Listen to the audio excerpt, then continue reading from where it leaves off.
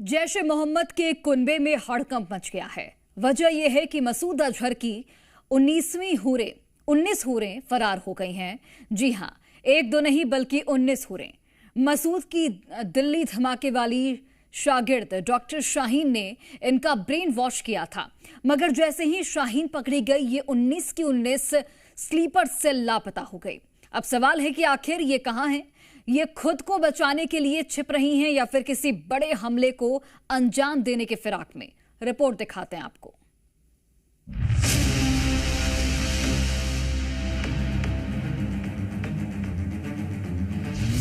जमीन खा गई या आसमान निकल गए?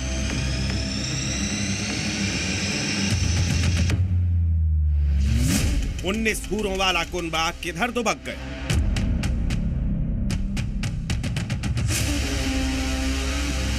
दिल्ली ब्लास्ट केस में मसूद का माल तबाह।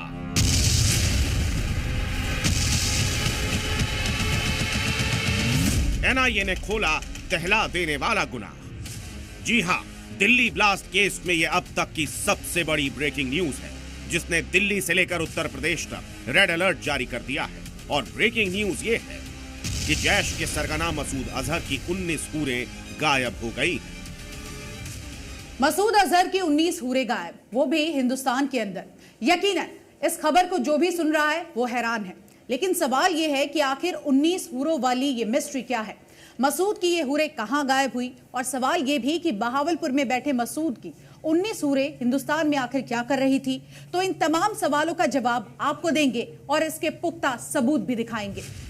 लेकिन पहले ये जान लीजिए कि इस वक्त यूपी का कानपुर सबसे ज्यादा अलर्ट मोड पर क्यों है। पक्की खबर मिली है कि मसूद अजहर की 19 हूरें कानपुर के आसपास हो सकती हैं। वो कानपुर सिटी में छिपी हो सकती हैं। इनकी लोकेशन कानपुर के करीब हरदोई में हो सकती है। मुमकिन है कि एनआईए से बचने के लिए ये लखनऊ पहुंच गई हो। यकीनन शाहजहांपुर में भी इनका ठिकाना हो सकता है। और आशंका इस बात की भी पूरी है कि मसूद की 19 हूरें बहराइच में छिपी हो सकती हैं। यानी जब तक ये अंडरग्राउंड, योगी आदित्यनाथ के उत्तर प्रदेश पर सबसे ज्यादा खतरा मंडरा रहा है। इसीलिए जांच एजेंसियां कानपुर के चप्पे चप्पे पर इन 19 हूरों की तलाश कर रही है। तो आपको बता दें कि 19 हूरें और कोई नहीं बल्कि वो 19 महिलाएं हैं जिन्हें जैश ए मोहम्मद के चीफ मसूद अजहर के कहने पर लखनऊ की रहने वाली डॉक्टर आतंकी शाहीन ने ट्रेन किया है। शाहीन ने ही इन 19 महिलाओं का ब्रेन वॉश किया था, लेकिन जैसे ही दिल्ली धमाके में शाहीन की गिरफ्तारी हुई, ये सभी 19 महिलाएं गायब हो गई और तब से इनका कोई भी पता नहीं चल पाया है। खतरा इसीलिए ज्यादा है क्योंकि उमर नबी का भी ब्रेन वॉश हुआ, जिसके बाद उसने खुद को विस्फोटकों से उड़ा लिया। इस लिहाज से रेडिकलाइज हो चुकी ये महिलाएं चलती फिरती बम भी हो सकती हैं। पता चला है कि जांच एजेंसियों के रडार पर आने के बाद इन्होंने अपने मोबाइल फोन स्विच ऑफ कर लिए हैं, मगर एजेंसियां इन्हें मोबाइल नंबर लेने के लिए दिए गए एड्रेस प्रूफ के आधार पर तलाश रही है। इनकी वॉइस कॉल और वॉइस नोट्स भी पड़ताल की जद में है। इसके अलावा इनसे जुड़ी डिजिटल जानकारी को भी खंगाला जा रहा है। लेकिन सवाल यह है कि आखिर इन 19 महिलाओं का आतंकी मसूद अजहर से क्या कनेक्शन है? तो इसके लिए आपको जैश ए मोहम्मद की डॉक्टर आतंकी शाहीन के साथ वाले कनेक्शन को समझना होगा। दरअसल जैश ए मोहम्मद ने भारत में आतंकियों की महिला ब्रिगेड तैयार करने का ठेका आतंकी डॉक्टर शाहीन को दे रखा था। शाहीन को बाकायदा जैश की तरफ से फंडिंग भी की जाती थी। और देखिए, पता यह भी चला है कि जैश की तरफ से शाहीन को फंडिंग की जा रही थी। लेकिन सवाल यह है कि ऑपरेशन सिंदूर के दौरान जिस जैश का पूरा नेटवर्क भारत ने बुरी तरह से ध्वस्त कर दिया था, उसके पास इतना पैसा कहां से आ रहा था और वो शाहीन जैसे लोगों से आत्मघाती दस्ता कैसे तैयार करवा रहा था, इसे लेकर भी चौंकाने वाले खुलासे हुए हैं।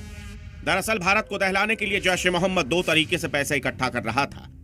नंबर 1, पाकिस्तान में डिजिटल ऐप सदा पे जैसे वॉलेट के माध्यम से डोनेशन ली जा रही थी, जिसमें आम पाकिस्तानी से लेकर ओवरसीज पाकिस्तानी तक डोनेशन देते हैं। और नंबर 2, पाकिस्तान की मस्जिद और मदरसों के बाहर बाकायदा चादरें बिछाकर पैसा जमा किया जा रहा था। चंदा मांगने वाले हिंदुओं के खिलाफ जहर उगलते थे। ये जो मसूद अजहर, ये अब बैगिंग बॉल उन्होंने पकड़ लिया। वो कशकूल लेके फिरदे पाए ने ते वो कह रहे ने अल्लाह दे नाम ते, अल्लाह के नाम पर भाई। अल्लाह के नाम पर भाई क्या मांगा जा रहा है? जो बहावलपुर में तबाही और बर्बादी हुई थी, उसको इस स्ट्रक्चर को एक बार फिर खड़ा करने के लिए वो चंदा मांग रहे हैं। जांच में यह भी बात साफ हो चुकी है कि बेशक शाहीन पुरुषों के आतंक के नेटवर्क को खड़ा करने में भी थी, मगर उसके टारगेट पर ज्यादातर महिलाएं होती थी। आतंकी शाहीन की जैश वाली रणनीति बिल्कुल स्पष्ट थी। गरीब महिलाओं को फंसाओ, फिर उसे पैसे की मदद देकर अपने रंग में लो। बेरोजगार महिला या जिसका पति ना हो उसे टारगेट करो और फिर नौकरी देकर अपने झांसे में ले लो। कुछ इसी तरह से जिस महिला के पास कोई बीमार मरीज हो उसका इलाज कराकर उसका भी ब्रेन वॉश कर दो।